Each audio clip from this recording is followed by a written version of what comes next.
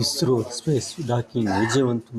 ఇక అంతరిక్ష కేంద్రం 2035 నాటికి నిర్మించాలని లక్ష్యంగా పెట్టుకున్న భారత్ 5